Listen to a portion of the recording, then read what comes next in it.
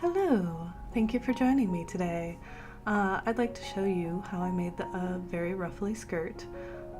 This is to go with the ruffle shirt from my previous video and the little corset that it went with. Just kind of showing off all my different pieces here. I did lose some video because I thought my camera was rolling and it was not. However, rest assured, there's plenty more to see of the gathering ruffles. I covered it a bit in my last one because of the ruffle shirt. Well, there's even more when it comes to skirts. Now, you will notice that I started from the waist and I started going down. This was a horrible mistake. I should have known better, but I didn't, and you'll know I'm not having much trouble right now. It's just time consuming because there's so much material to gather. Once I get to the third tier, oh boy, it gets frustrating.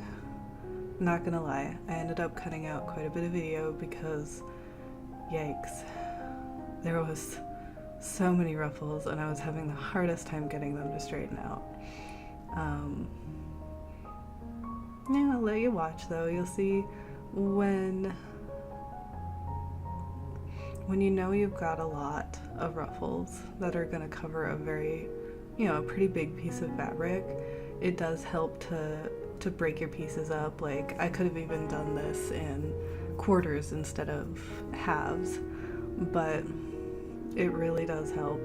And especially if you're doing like full-sized human things, oh my goodness, there can just be yards and yards. One of the reasons I like dolls is because you don't have to worry about quite so much fabric.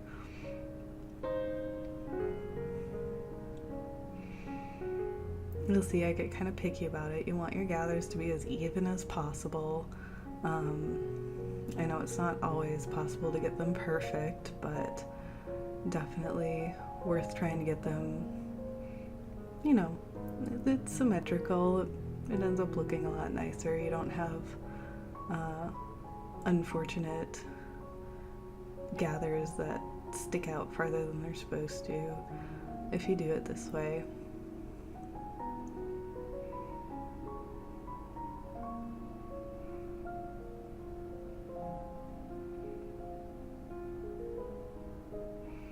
And went and sewed that.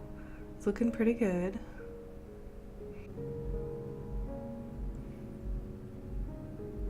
And of course I have to pull all those threads out. Sometimes I just leave them, especially if you can't see them from the front, but in this particular case you could actually see them in the front, which I did not care for at all. So you'll see I grab my seam ripper and I start pulling those out very carefully. You don't want to damage the fabric, but once you get one side out, then the other side just pulls right off. It's kind of nice.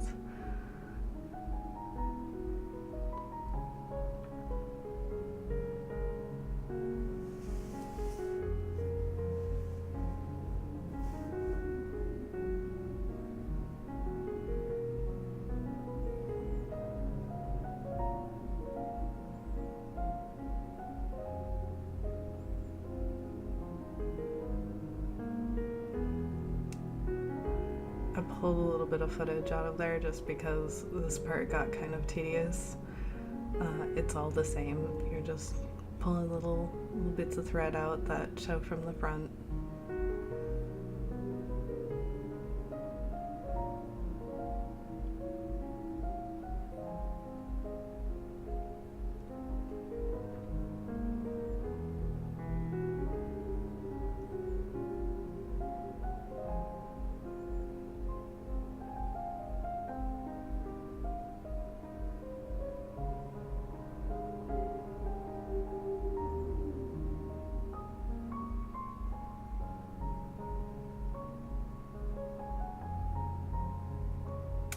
Now, as I start gathering the bottom tier, the very last one, I want to reiterate, please learn from my mistake. Start from the bottom and go up. You'll see me struggle a little bit, and then I cut a bunch of footage because I spent at least an hour fighting with this, just trying to get my gathers even, and it was very tedious.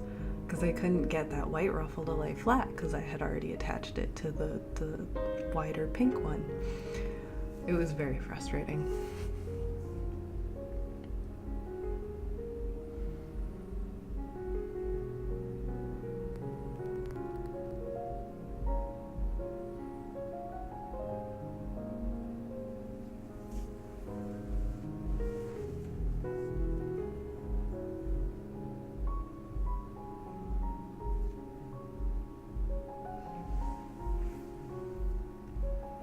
And here we are at the end, and there is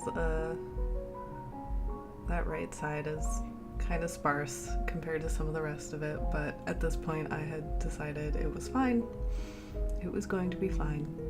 I needed to not be doing this anymore. I do my last little run over to make sure everything is reasonable.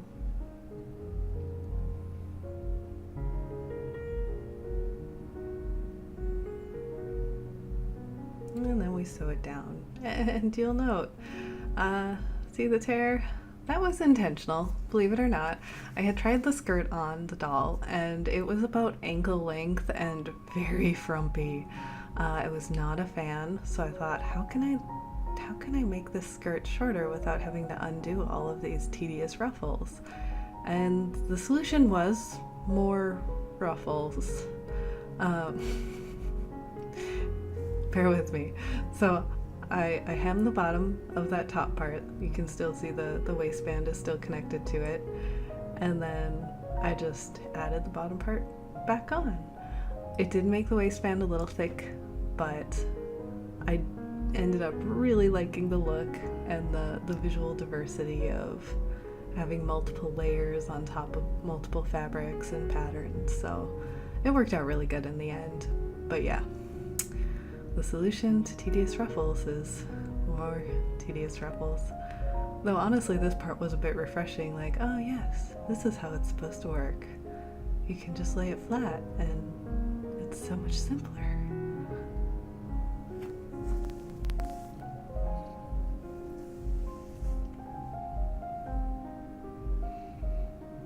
Now it's sewn down. I was very pleased with it.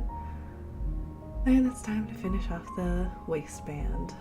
I did cut some of that extra bulk out just to make sure that the waistband would be able to fold over all of it. It was getting pretty thick.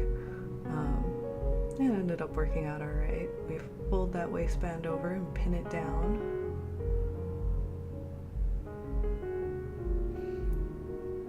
And once it's all pinned down, we stitch in the ditch to hold that back piece down. And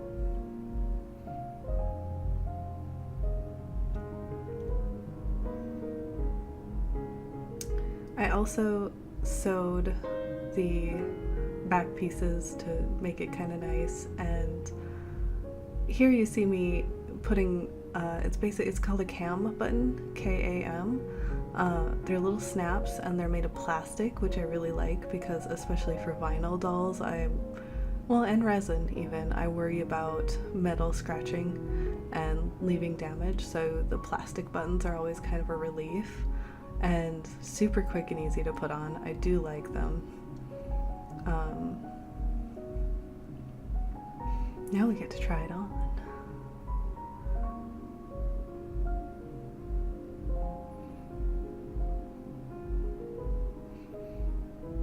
I had been a little worried that the button would be too bulky for the corset, but the corset ended up sitting up on top of it quite nicely.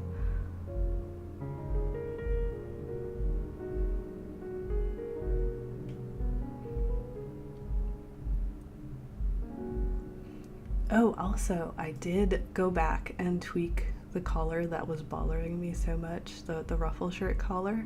You can see a little bit here, and then in the upcoming pictures, I put in 5 tiny little darts just to shape the collar a little bit and make it lay a lot flatter. I was very happy with that solution. It ended up working out really good. There she is. Thank you so much for watching. Please hit like and subscribe. I'd really appreciate it. And thank you again.